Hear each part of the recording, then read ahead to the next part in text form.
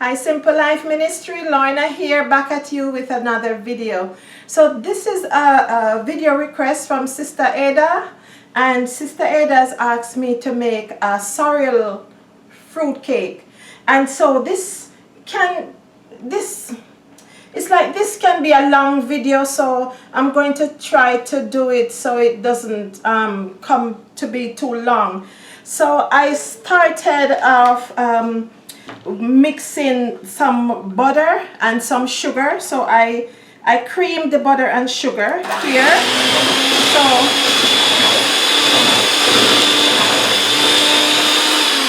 So this is how I do. I cream the butter and sugar because I don't have the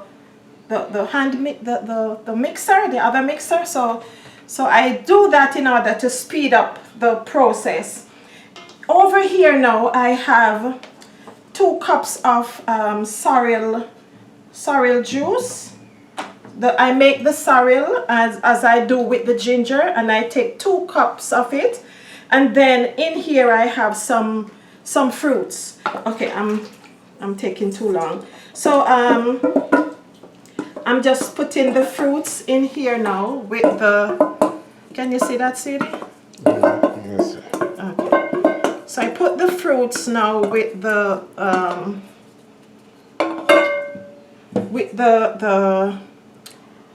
butter and the sugar.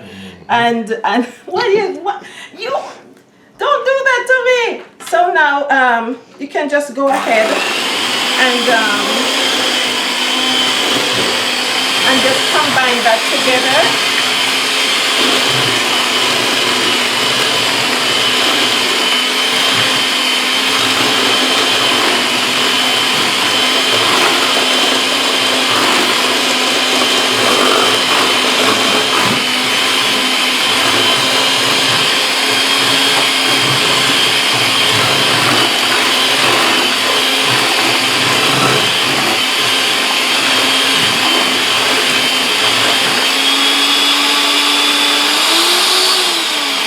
Okay, I go harder at the bottom in order to so it could clean off a bit.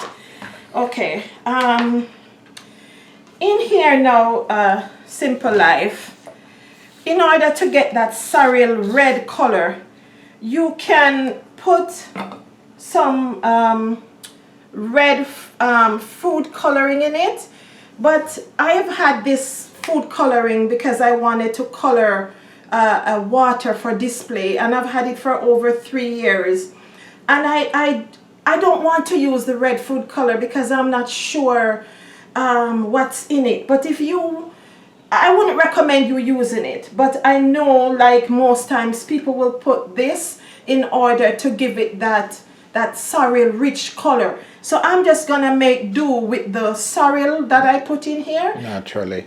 Okay, all right. So this is the wet ingredients, and now this is the dry ingredients. So all of the mixed spice and the good cinnamon and the salt and everything is already in here. This requires 6 eggs. So I'm not using any eggs, and I don't want to use the flax egg. So today I have an egg replacer, and so if it's 6 eggs, I'm going to use 6 teaspoons of the egg replacer. So that's 3, 4, 5, 6. So 6 teaspoons of egg replacer. Seal it up so no air goes in it. And I was to tell you, in the fruits I already have my vanilla, and you can use the mixed spice, the liquid, or use the powder. You don't have to use both. I like to use the liquid because liquids are more concentrated, so it goes right in. And I have some almond and some mixed essence. I will put them, and I put star anise in here too. Star anise is very nice when you're making cake or bun. So all the dry are here, so I'm just gonna go ahead now and sieve it. It's good to put all the dry together and then sieve it so that everything can be yeah, you can get a better texture, and if there's anything in it that doesn't belong will also come out of it. Okay, where do I put these things? Okay, so now you're gonna go in here. So I have my egg and my butter and my sugar and my dry over here. So this is everything. So I'm gonna try to go in 3 parts. So this is part 1, and you just keep you cut and fold like that, cut and fold, and just mix it up. I don't know if the camera is picking it up, Simple Life, but this is not. If it was a fruit cake, I would put the browning. I didn't put any browning in here. I put the sorrel. So the sorrel now is gonna give it that reddish color. The browning would have given it a dark color. So that's 1 part. Oh, that's 2 parts. I put too much. And you just keep cut and fold lightly. You don't want to put a heavy hand, and you don't want to over mix.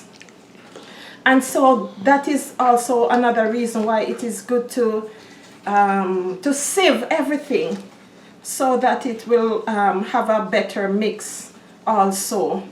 I have a recipe for making butter. You can check that video out there, how to make butter from Simple Life Ministry, and it's as healthy as I could go. And so this is the 3rd part now. And then with the sugar, Simple Life, you could use like a date sugar, or try to get some organic cane sugar, and try to make it as healthy as you can. You're not going to eat this cake every day, you know, but if you have to have it, get the best ingredients that you can find, and make it as healthy as you can, and so that you can feel confident when you're eating, that you're eating good and you're still eating clean. Okay, so this is what it looks like, and it is smelling amazing. Mm-hmm. You can smell it, sweetie? Mm-hmm. Yeah. You smell. Okay, I'm slowing down. So with the pan, this is a 10-inch, but whenever I bake, I always try to make a smaller version, so you can have a taster. Okay, so you don't have to grease the pan, but what I do, I measured this. I measured here like that, and then I cut it. So now I'm gonna put it on the inside, and I'm going to do it like this to make sure it stays down. And then this one, now I put it down here, and I cut out I trace it and cut it out to make sure that it can fit in the bottom. Nice. Okay. That's pretty smart. Thank you. Okay. So it's not going to stick or burn so easily. Okay. With that being said, now Simple Life, I'm thinking in my head to make sure that everything is in here. And when you're making this, plan ahead. You know, plan ahead. Take out all your liquid ingredients. Take out all your dry ingredients. You don't have to bake it on the same day that you're taking out your things, so that when it comes time to bake, it's not stressful for you. Don't do everything on the same day. Okay, so now I'm just gonna go here. Oh, another trick I forgot to show you, Simple Life. What I do when I want to know if the batter is good enough, I use my wooden spoon and I do the wooden spoon trick. And if the spoon stands up like that, Wow. then I know the batter is perfect. Wow. Yes, so let's hurry along. So if it's not standing up, then it's not at it won't be at the texture that I want.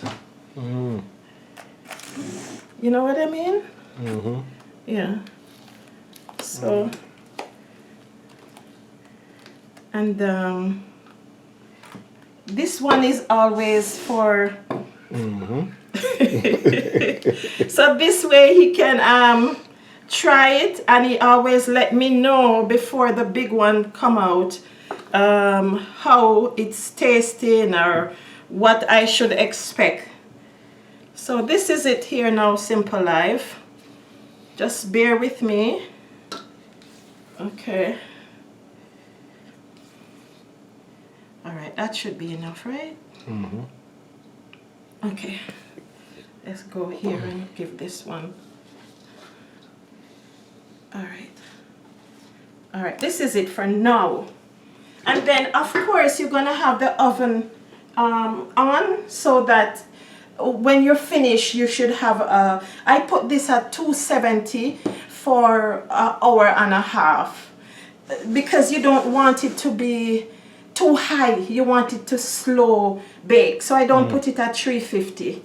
So here it is. So you can just go like this so that everything evens out, and then you do like that, and then you put it in. So I have a ready one to show you.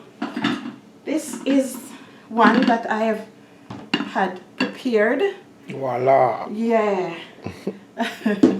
And I'm going to cut it, and this one Simple Life, it's almost like a fruit cake, but you could taste the sorrel, the hint of the sorrel, the background right there. Okay.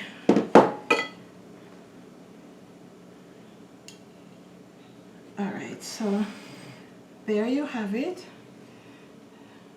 This is the texture. See how it's looking? This is some of the fruits that is still there. Okay, let's taste this. Let's taste this. So you could see it's not dark. It have a hint of red inside of it. I don't recommend using more than 2 cups of sorrel juice, because you don't want it to taste too tangy, because the sorrel has a tangy taste to it.